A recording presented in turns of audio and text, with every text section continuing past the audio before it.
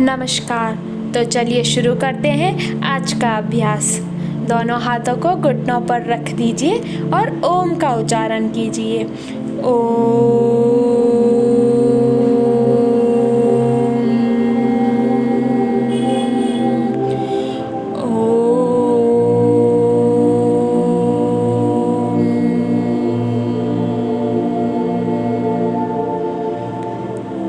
आँखों को आराम से खोलिए। अब हम अपने आसन की तरफ चलते हैं।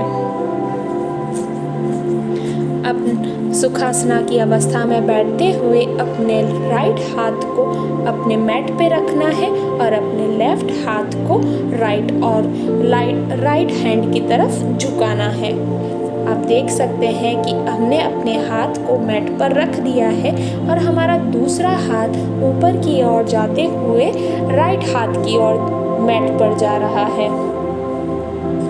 इस आसन को करने से हमारे कमर में बहुत ही अच्छा स्ट्रेस फील होता है। इस आसन को करने से हमारे कंधों और कमर में बहुत अच्छा लचीलापन आता है। अब हम अपने दूसरे हाथ को यानी हमारे लेफ्ट हैंड अब मैट पर सीधा रहेगा और राइट हैंड ऊपर से होते हुए लेफ्ट हैंड के पास में रखेंगे। जैसा कि आप देख सकते हैं स्क्रीन पर कि हमने किस तरीके से इस आसन को किया है। इस आसन को करने से हमारे कमर में बहुत अच्छा खिंचाव महसूस होता है। सांसों को नॉर्मली लेते रहें। किसी तरीके का कोई प्रेशर हमें अपनी बॉडी पर नहीं डालना है।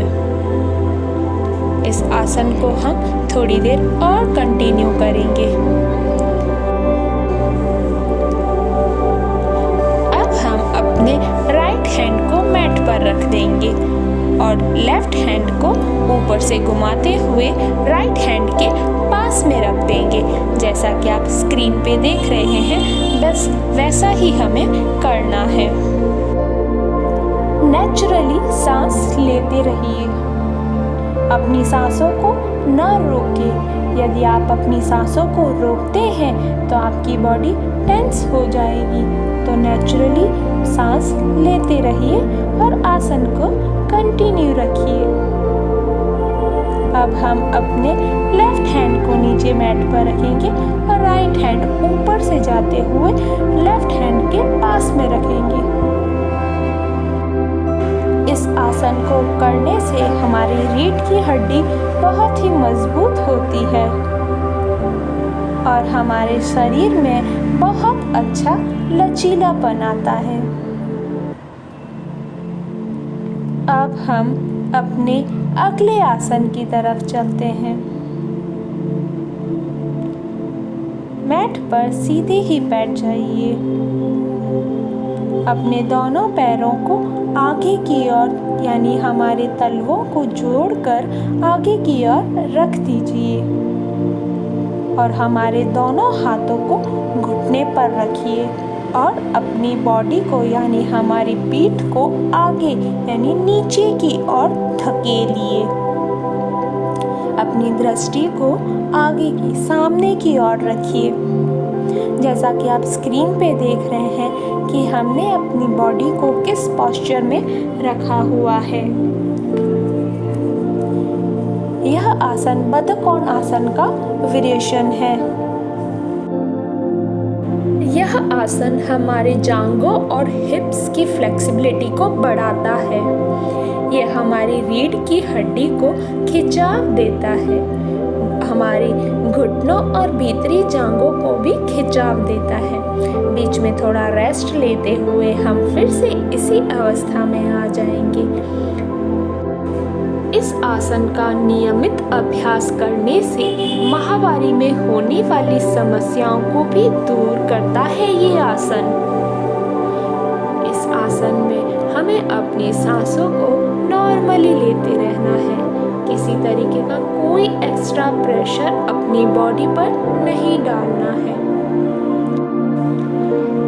अब हम अपने अगले आसन की तरफ चलते हैं जो कि है उत्तान कोणासन का वेरिएशन।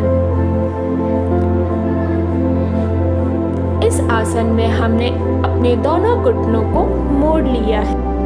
अपना एक घुटना आगे की ओर और दूसरा घुटना पीछे की ओर मुड़ा हुआ है और हमने अपना आगे की ओर मुड़ा हुआ घुटने को पकड़कर अपने दूसरे पैर के घुटने के ऊपर उसका तलवा रख दिया है और अपना एक हाथ मैट पर और दूसरा हाथ हमारा ऊपर की ओर और हमारा हाथ जो मैट पर है वो सीधा होना चाहिए। जैसा कि आप देख सकते हैं स्क्रीन पर कि हमने किस तरीके से इस आसन को किया है। यह आसन हमारे घुटनों को और कमर को बहुत ही अच्छा लचीलापन देता है। साथ ही साथ ये हमारे कंधों को बहुत अच्छी मजबूती भी देता है। इस आसन को हम थोड़ी देर रेस्ट लेकर फिर से उसी अवस्था में आ जाएंगे। जैसा कि आप देख सकते हैं स्क्रीन पर हमने किसी तरीके का कोई एक्स्ट्रा प्रेशर अपनी बॉडी पर नहीं डाला है। कोई भी थकान महसूस हो तो हम नॉर्मली बैठकर फिर से थकान जाने पर हम फिर से इसी अवस्था में आ जाएंगे। जैसा कि आप देख सकते हैं स्क्रीन पर हमने किस तरीके से इस आसन को किया है। नॉर्मली सांस लेते रहें। अब हम अपने दूसरे पैर की तरफ ये आसन करेंगे, यानी जो पैर हमारा पीछे की ओर था वो आगे की ओर होगा, जो आगे की ओर था वो पीछे की ओर होगा और हमारा आगे की पैर मुड़ता हुआ उसका तलवा हमारे दूसरे पैर के घुटने पर होना चाहिए और हमारा एक हाथ मैट पर और दूसरा हाथ हमारा ऊपर की ओर होना चाहिए। हमारी दृष्टि हमारी कंफर्टेबल के हिसाब से ऊपर नीचे कहीं भी रख सकते हैं, पर हमें अपने गर्दन पर या किसी भी और बॉडी के पार्ट पर कोई प्रेशर नहीं डालना है। अपने गति के अनुसार हम इस आसन को निरंतर करते रहेंगे। इस आसन को करने से हमारे कंधों में बहुत अच्छा लचीलापन और मजबूती भी आती है। ये हमारे शरीर के निचले हिस्से के भाग को की चर्बी को भी कम करता है ये आसन। अब हम अपने अगले आसन की तरफ चलते हैं जो कि है उत्काता कोणासन का वेरिएशन। इस आसन को गॉडेंस पोज वेरिएशन भी कहते हैं। इस आसन में हमें अपने शरीर का पूरा भार हमें अपने पैरों पर रखना है और उनका सपोर्ट करने के लिए हमने अपने हाथों को पैरों से पकड़ लिया है। बीच में रेस्ट लेते हुए हम फिर से इसी अवस्था में आ जाएंगे। इस आसन को करने से हमारे पैरों में बहुत अच्छी मजबूती मिलती है। यह आसन हमारे कूल्हों, पैर और छाती को खोलता है। यह हमारे पैरों, पिंडलियों, एब्स और घुटनों को मजबूत बनाता है ये आसन।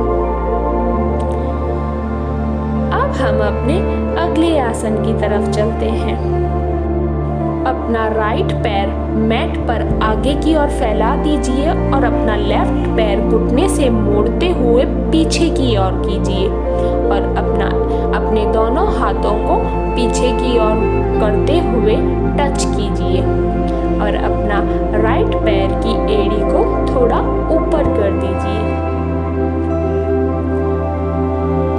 इस आसन में थोड़ी देर और रहकर हम फिर से अपने दूसरे पैर की ओर ये आसन करेंगे। जैसा कि आप स्क्रीन पे देख सकते हैं कि हमने अपने हाथों को और पैरों को किस पोजीशन में रखा हुआ है। यह आसन हमारे पैरों और कंधों को बहुत ही अच्छी मजबूती के साथ लचीलापन भी देता है। बीच में हम थोड़ी देर रेस्ट कर लेंगे। अपनी आंखों को बंद करके थोड़ी देर आराम कीजिए। अब हम फिर से इसी अवस्था में आ जाएंगे। नॉर्मली सांस लेते हुए इस आसन को हम निरंतर करते रहेंगे। जैसा कि आप देख सकते हैं कि हमने अपनी बॉडी को किस तरीके से रखा हुआ है, हमारे हाथ और पैर के पोस्चर किस तरीके से किए हुए हैं। कुछ सेकंड एक दिशा में रहने के बाद अब हम दूसरी दिशा में ये पोज करेंगे। इस आसन को करने से हमारे पैरों में अच्छा लचीलापन आता है। हमें अपनी पीठ बिल्कुल सीधी रखनी है। अपने पैरों पर या अपने हाथों पर किसी तरीके का कोई प्रेशर नहीं डालना है। अब हम मैट पर सीधे बैठते हुए शवासना की अवस्था में जाएंगे। मैट पर सीधे लेट जाइए। अपने दोनों पैरों को मैट पर फैला दीजिए और अपने हाथों को फैलाते हुए हाथों की हथेलियां आकाश की ओर कीजिए। नॉर्मली सांसों को लेते रहिए। आराम से सांस अंदर की ओर ले, आराम से सांस बाहर की ओर छोड़े। बाह्य जगत से ध्यान हटाते हुए पूरा ध्यान आप अपनी बॉडी पर, अपने सांसों पर और अपने मस्तिष्क पे रखिए। नेचुरली सांस लेते रहिए। इस अवस्था में हम थोड़ी देर और रहेंगे। आराम से सांस अंदर की ओर ले, आराम से सांस बाहर की ओर छोड़े। दोनों घुटनों को मोड़ते हुए जमीन पर रख दीजिए और अपना एक हाथ अपने सर के नीचे रखिए और कुछ ही सेकंड हम इस अवस्था में रहेंगे। अब हम मैट पर सुखासना की अवस्था में बैठ जाएंगे। अपने दोनों हाथों को रगड़ते हुए अपने आँखों और अपने शरीर को टच करेंगे। धन्यवाद। लाइक